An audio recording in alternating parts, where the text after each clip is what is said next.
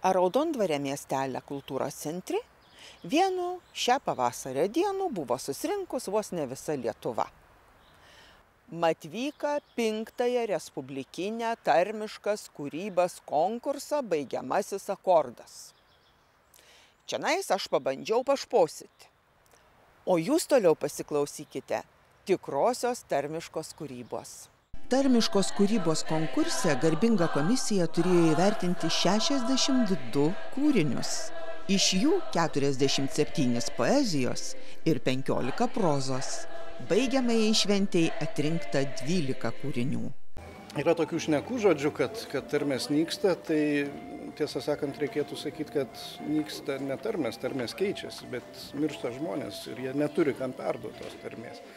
Jeigu jie turėtų, sakykime, tie seneliai vaikų ir anūkų čia pat, tai ta tarmė klestėtų visoje Lietuvoje tarmės, bet bėda yra ta, kad kaimai tuštėja ir nelieka žmonių, nes tarmė yra toks dalykas, tai yra žodinė tradicija. Ir tai va čia dabar atsiranda šiokia tokia rašto tradicija. Tie užrašyti eilėraščiai kūrinyje išliks, bet iš esmės tarmė yra žodinė tradicija. Tai jeigu mes neturim kam pasakoti, tai viskas, jinai tiesiog baigėsi. Da atsimenaslo, družinėto lovo, šienikas pakloto, miel buvo gulėti, o kadom prišaklais skrynios donkt pakėlai, šitokia senovė laidė mum įkvėpti. Atmins neaplaidė, žydda rūtos žalias, kad rasto milai daržą pakrašty. Į po šitiek metų žydda pinavijas, da iš šulnės vertę kartas jim girgždėti. Bet tavęs nebėra. Abrusėlį tiek vieno, aš likdava beto ir tavo atminčiai.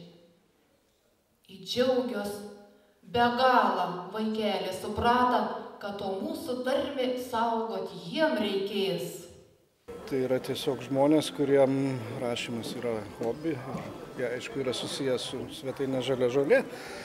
Ir amžius žmonių yra labai įvairus, sakykime, šitam konkurse yra nuo 14 iki 86, jauniausias 14, o vyriausias 86 metai.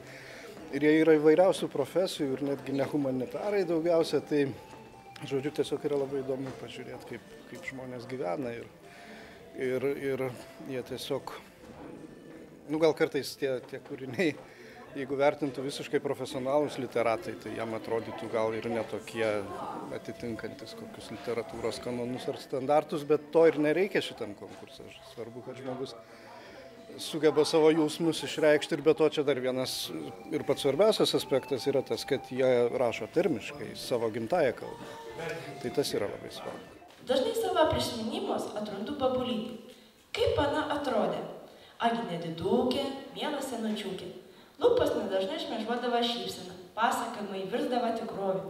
Ana tarsi atversta knyga, kad rūbį smagėja toliau skaityti. Iš ją sužinau savo kraštą istorijų, papročius. Babulytės kambariokas visada kvepėdavo kažkokiu interesniu kvapu. Ant sienų kabėdavo ryšuliokai įvairių džiovintų žalalių. Tikriausiai žalalas išskleisdavo tų nuostabų kvapų.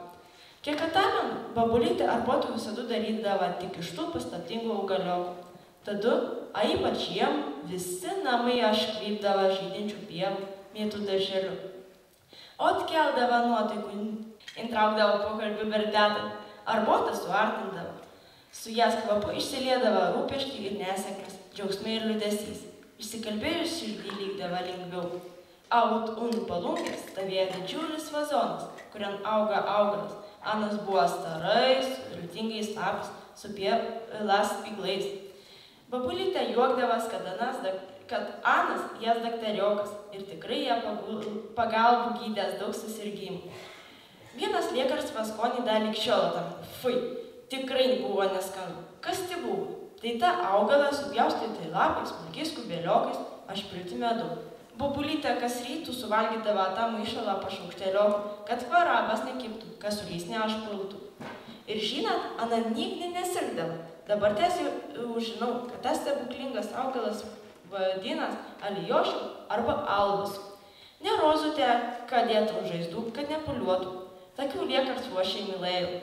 Ana ramina skausmą, mažina tinimą. Rozų babulytė nulaužia albasą atžalų ir insodina mažan zaniokai.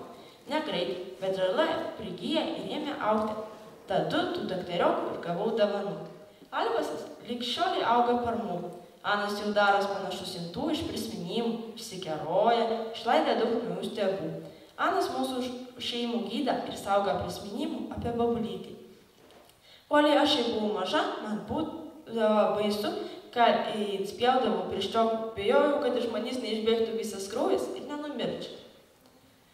Ir vėl gelbėdavo mano babulytę. Ana tekina pabėgom bėgdavo pievą kraujažalas ieškoti.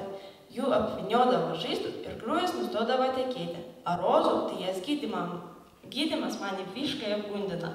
Buvo žiema. Aš įpjaudama kaimiškų sūrį inspjoviau pirštų. Kraujo lašai ėmė tekėti ant grindų, ašaros lieja su peliok, iš gerklasis sprūdo garsus blevimas. Atbėga babulytė ir apstairė ant palubį, paslėpėjo ant kėdės ir išvoro ataėmė varatinklį. Tu varatinklį aš dėjau ant žaizdas, ėmiau dagarsiau bliauti, mat aš įbais bijojau varų. A čia tą vorą tiklų man ant piršto apvinioja. Mane babulytė ilgai tildė, aš iš baimės stovėjau užsimerkus. Kai atsmerkiau, kraujas jau nebetekėjo. Voras kitam kumpi tarsi tupėjo ir tarsi juokės iš mano panikas. Daug tokių nutikimų galėčiau paporinti, gaila ir markant, kad babulytė jau palika šitų pasaulį. Daug ką dar norėčiau iš ją sužinoti ir išmokti, bet matai. Dabartės medicina jau propaguoja ir tokius gydymo metodus, bet nebėra kam pamokti, kaip gydytis paprastais augaliokas. Nemažna sakyti, kad tai paprastai augaliokai, tai augalai stebukladariai. A žmonės išmanančius anų savybės reiktų timti viešumon. Tai Janis išmoka mūsų kartu gydytis sveikiau. Esame kartu su Algirdu Svidinsku, tos šventės ir sumanytojai, ir rengėjai jau 5 metus. O kaip kilo idėja? Atėjus man į internetinę svetainę Žalia žolė, aš pasivadinau Cieksu, žodis Cieksas, kaip suvalkietis, kaip dzūkas, taip mus pavadino lietuvių kalbos mokytojas Stasys Kazevičius, kai mes mokėmės tarmes. Tas kraštas būtent yra dzūkuojantis aukštaičiai. Mes sakom Dziekui Dievui. Ir todėl aš pasivadinau Cieksu. Užsiregistravau netyčia į svetainę, parašiau vieną eilėraštį. Algirdas Svidinskas manęs paklausė, ką reiškia mano šitas slapyvardis. Aš jam pasakiau, o jisai sako, gal tu nori ką nors tarmiškai parašyti. O kadangi pradėjom organizuoti svetainėje konkursus, neatsimenu kam, ar Algirdu ar man, sakom, darom tarmiškos kūrybos konkursą. Ir jau laimingi esame, kad jisai vyksta 5 metus. Tėvas, lokydamas Stirnių ežerį, pamatė nemažų šamų, prismeradės, kad smeisk sprundam, a tas tiesiai šešėlin pahaldė jų kavotis. Nepagalvoja Anas, kad toks didelis stiprus gali būti. Lūža žeberklo kotas, netekęs lygsvaras tėvas pūkšterąja stačių galvo ežeran ir da aldyje tvirta. Braliuk tu mano, lapkritis buvo, čiut įsikrapštė. Tų šamų patvajeto dienų vėjas pusgydį išvarė kraštan, pusuntrą pūdą svėro. Taigi, mieliausia žūkla tai sumeškerioti. Nori gauti dravų, ašeriokus, kojelas na kraštą, didesniam reikiant brydus ežeran užmesti žmindryną. Kaip gera buvo savo kojas atmirkyt pa visų savaitės darbų, bangelą švelniai glostą, jokia masažystė taip nepadarys. A idealai kokią prisisiurks, gerai, kraujų praskystins, sveikesnis būsi. Tik va, negali labai toli nubrysti. Abaties mindrynų būna pasvalai, na, panuovario vadinama, žingsni ir tu, braliuk, mana jau ir neri lik kaklą, a būna ir giliau. Susėdu Janokui taip ir buvo. Meškerioja Anas Gėlytiškį, kur buvo ažuleista karpių. Patyka jiems tiganėvo, tai išauga didesni, kai 2 kuntapliai. Tai pajų nerštą, pameilas dienų, kad alkaniausi, geriausia gimba Anas ir taikės jų pasgauti. Diena buvo šviesi, tai reikėjo žmetus meškerį ilgai, kuntriai laukti, kad nusbaidį vėl sugrįžtų. Belaukdamas su myslį ar žukyti. Meškerį, kad įsispraudė tarp kelių ir jau prisideginės, ale kas timt, meškeriu ir daboja, ana plaukia ežerą vidun. Anas iš paskos blyst, valeda ją prie pasvalas ir niurkas. Išnyris daboja, kad lyg ir sustoja meškerikatis plauktis. Janokas buvo geras plaukikas. Atsisagė diržų, nusikratė kelnes, kaliošus ir sieksniais varą. Ale tik daplaukė arčiau, tasai vėl plaukė talinu. Daboja, kad jau ir ežerą vidurys. Myslė eina anas peklantas karpis. Visavą Janytį dar noris pamatyti. Pasuka kraštan, ale kvapą vis mažiau ir mažiau.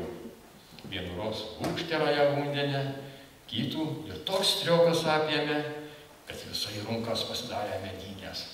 Atsisveikina su sveteliu gražiausiu ir įkvėpęs orą laidžias dugnan. Ale pajuta, kad tik dugnas netaip jau giliai. Atsispiria iš visų mačių ir daboja, kad galva išlinda orą. Taigi vėl įkvėpęs nuslaidė dugnan, 3 žingsnius davė link kraštą ir taip pavundenį bešakinėdamas pėsčiom išlypo. Paraja namo miškais, aplinkdamas kaimus tik su šeimyniniais triusikais. Davanok, Janyt, kad šiandien be karpių grįžau. Matau, sako Ana. Ale kur kelnės? Kipa su šernais sunorėl, kas išmainyti. Paprovė, kad Anas ežerą dugnu pėsčiom tik dėl jos paraja. Atslaidė Janytė širdis. Senų senovai sakydavo, kiti laikai, kiti papraščiai. Dabar požeras, net ištisi gerai privatizuoti.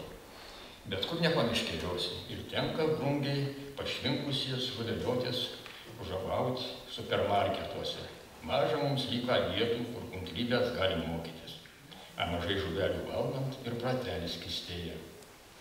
Va, dabar įlindam globalizacijos balą. Besitapydami pasiekėm krizės dugnų, atsispiriam, įkvėpiam orą, ale kad to ant pusę eiti, taip ir nesumislėjom. Taip ir niurkomės. Ir kur gal dabar rodo? Maštos kuntrybės pas mus per daug. Aukštaitijos vieškeliant juos. Bus diena, bus vakaras, bus rytas. Tik neaišku, kas man gert paduos. Jeigu kryčias, duris aš darytas. Regis išvykau tik tai trumpą. Tik kad pažiūrėčiau unsau iš tolo. Ir neaišku, ar tai užtruko, ar dvasia ir kūnas jau nutola. Ir neaišku, ar tai užtruko, ar dvasia ir kūnas jau nutola.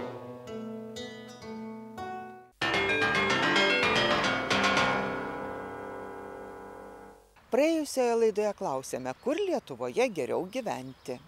Zarasų rajone ar Rokiškio rajone? Šį kartą daugiau balsų teko Rokiškio rajonui. Sveikiname laimėtoją ir dėkojame balsavusiems. Šiandien klausėme, kur Lietuvoje geriau gyventi. Kaišiadorių rajone ar Elektrėnų savivaldybėje?